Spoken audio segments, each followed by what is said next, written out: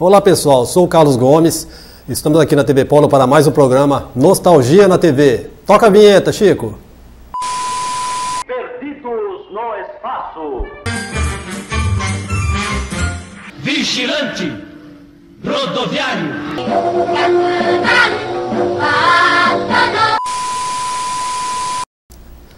Olá pessoal, hoje nós vamos falar sobre Topo Gigio, esse bonequinho lindo, chamativo, que fez muito sucesso no final dos anos 60 e começo dos anos 70. Esse bonequinho é uma criação da professora Maria Perego, italiana, que morava em Roma. E ela fez o bonequinho de borracha e plástico para poder se distrair. E ela tinha ideia para mostrar às crianças bons modos, boas coisas, né, que naquela época ela achou que as crianças estavam precisando. E esse bonequinho ela começou a apresentar na escola, com teatrinhos, com algumas amigas. E ela acabou, em pouco tempo, vendo que tinha um tesouro nas mãos, né, porque o sucesso foi imediato. As outras escolas começaram a pedir para ela apresentar também, fazer apresentações. E isso logo se disseminou como um rastilho de pólvora. E logo chamou a atenção das emissoras locais, né? Então ela foi convidada a apresentar esse teatrinho na TV e rapidinho se tornou um tremendo sucesso, porque em primeiro lugar ela acabou tendo condições, contratou pessoas mais profissionais, mais gabaritadas, e o sucesso foi praticamente imediato.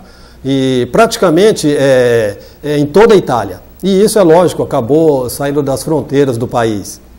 As outras TVs emissoras de outros países também se interessaram e acabou chamando ela, convidando para ela apresentar também esse programa em outros países. Ela era dona da patente, era dona do boneco, ela patenteou. Então ela praticamente formou um grupo, uma microempresa, né, de produções, e levou esse pessoal. Cada vez que ela viajava, ela levava esse pessoal para trabalhar com ela. Então foi um sucesso, praticamente foi um sucesso imediato em todos os países. Topo Gigio foi um sucesso estrondoso. E ela ganhava em dólar a hora, então era caríssimo a programação, né? E não demorou muito, isso para vocês terem ideia, o Irã, Japão, Estados Unidos, Inglaterra, França, foi um sucesso nesse país imediato, foi o primeiro que compraram. E logo outros países se interessaram, acabou passando praticamente no mundo todo. E o Brasil não ficou de fora. Em 1969, a Globo, né, comprou esses direitos para passar na emissora. Então veio a Maria Perego com todo o grupo, né? E inclusive a pessoa que dublava o Topo Gigio é um verdadeiro achado. Por quê? Porque ele falava ele fazia o cronograma, né, o que ele tinha que falar, por exemplo, em português, não sabia o que significava, mas ele falava tudinho, rapidinho ele decorava, olhava o texto, decorava e fazia a dublagem do Topo Gigio sem problema. Então isso ele fazia em português, inglês, alemão, russo, japonês. Era ele que fazia a voz do Topo Gigio. E no Brasil, inclusive cada país era a estrela maior que acabava contracenando com o Topo Gigio, porque chamava a atenção, né? Tá com ele era um sinal de prestígio. E no Brasil foi contactado o Agildo Ribeiro, que era um humorista na época, ele estava começando ainda. E ele fez uma peça no Alto da Compadecida, em qual ele era o João Grilo, né? Então ele fez um sucesso tremendo e ele estava em ascendência. Quando começou a contracenar com o Topo Gigio, deu aquele estouro. O Ratinho foi um sucesso imediato, né? Inclusive o Jerry, da dupla Tom e Jerry, que era o rato mais conhecido, e ficou em segundo plano nessa época, né? E o Agildo Ribeiro estourou a carreira dele. Ali foi onde ele deu aquele salto, né? E o Brasil, praticamente no Brasil todo, virou uma mania, Topo Gigio. Então e depois disso surgiu os brinquedos, bonecos, que estão aqui, o VHS, né, que foi lançado já nos anos 80, mas nos anos 60 foi disco de vinil, com as musiquinhas, bonecos, uma infinidade de brinquedos. Se a gente for aqui, camisas, enfim. Então foi vamos dizer, uma coqueluche da época. E o bonequinho arrebentou. Tá? Foi um sucesso tremendo. O boneco até hoje é disputado a tapa pelos colecionadores, né? Que é difícil de se achar, e quando acha é um preço muito alto. E então o que chamou a atenção, inclusive o pessoal achava que o Topo Gigi ele era de verdade. Por quê? Porque não tinha essa técnica, né? Por exemplo, eram 4 pessoas que manipulavam o bonequinho com o fundo preto, com fios imperceptíveis, né? Bem fininhos, e os caras usavam luvas, né? Luvas pretas, roupa preta, então não aparecia. Então a impressão é que ele tinha vida, ele falava, ele deitava, ele tomava banho, escovava o dente, ensinava boas maneiras para as crianças.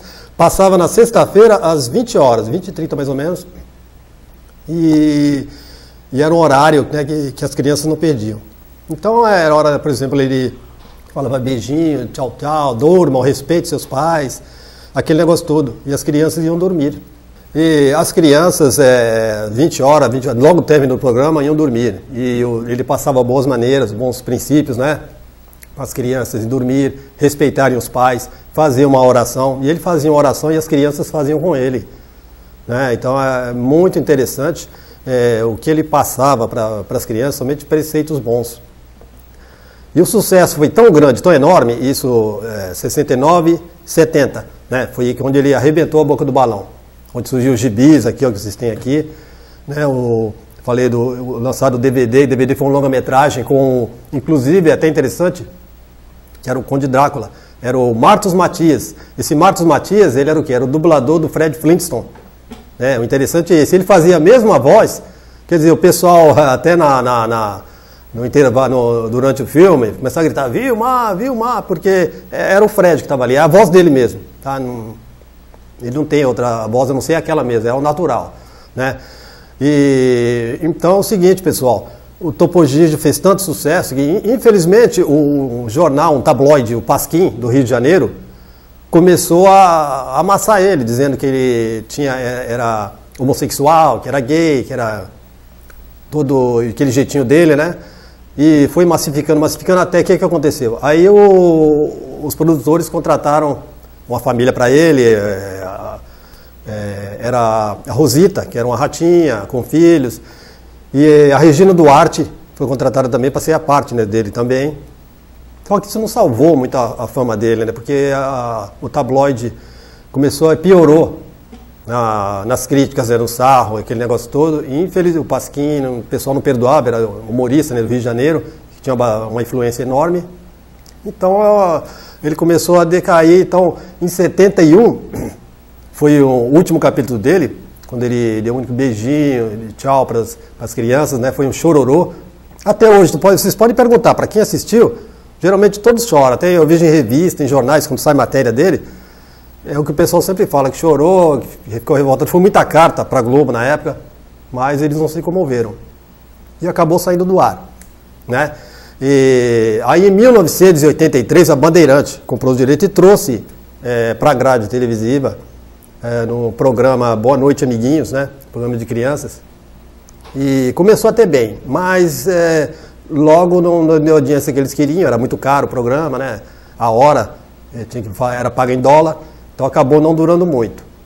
E durante esse período foi lançado esse longa-metragem, e todos os países foram lançados longa-metragem do Topo Gigi. Foi um tremendo sucesso e no Brasil não foi diferente. Aí a Bandeirantes resolveu trazê-lo em 1987. Né? Trouxe o Cláudio Petraglia, que era um artista bem conhecido, para alavancar. Infelizmente era outra época, né? As crianças já tinham mais maldade, o pessoal sabia como funcionava, né? Ali o Topo Gigi, o manuseamento dele. E não durou muito também. Infelizmente, ele acabou saindo da grade televisiva e não retornou mais. Tá. Mas marcou a época, e até hoje todos olham com carinho. Quando fala do Topo Gigi, eu vejo que as pessoas se emocionam, porque marcou bastante a vida delas, né? E a gente tem esperança ainda, sempre é pedido para que se retorne o Topo Gigi. uns fãs pedem, eu já fiquei sabendo que recentemente a Bandeirante, a Globo, eles receberam cartas para ver se retorna a grade televisiva. Uma que é um personagem icônico, um personagem muito carismático, mas infelizmente o pessoal ainda não atentou para isso, a força que tem esse personagem. E a gente espera que retorne, né? Infelizmente, inclusive o Agildo Ribeiro falou que ele gostaria de refazer, um pouco antes, infelizmente ele faleceu em 2018, né, mas antes ele chegou a comentar com a gente numa reunião, numa convenção que nós tivemos, ele falou que gostaria de retornar com o personagem, porque é um personagem forte, mas falta mais, na minha opinião, visão para a televisão, para poder ver que esse personagem é rentável. Hoje você ainda acha gibis, boneco na internet, são caros, mas a memória afetiva, acho que muitas vezes para a gente não tem preço. Você tendo ele, né, para você poder ver, tocá-lo, isso aí para mim não tem preço. Tá, gente? A gente espera, né, a gente torce para que esse personagem retorne. Tá? Pedidos é o que não faltam. Infelizmente o Pasquim fez um estrago que eles nem imaginam. Tá, gente? Deixou um monte de crianças órfãs, porque acompanhava toda sexta-feira às 20h30 na Globo, então era um sucesso arrebatador. Só que esse jornal massificou tanto, crucificou tanto o Ratinho, porque dava ibope, né? Eles falaram mal dele, falaram que ele era homossexual, que não era um rato-homem, era um ratinho, esse negócio tudo, isso pegou mal pra caramba, e naquela época muito conservador, acabou os pais, né, não deixando os filhos ficarem vendo, porque muitas vezes acharam que poderia ser má influência, e como o Pasquim tinha uma força tremenda na época, acabou, como diz, enterrando personagem no nosso país, naquela época, né, com 2 anos, 3 anos, né? Infelizmente eles não souberam o mal que eles fizeram, o estrago que eles fizeram, infelizmente. Tá, gente? Espero que vocês tenham gostado e esperamos estar junto no próximo programa, que tem novidades para vocês. Tá ok, gente? Um abraço e fiquem com Deus. Perdidos no espaço. Vigilante rodoviário.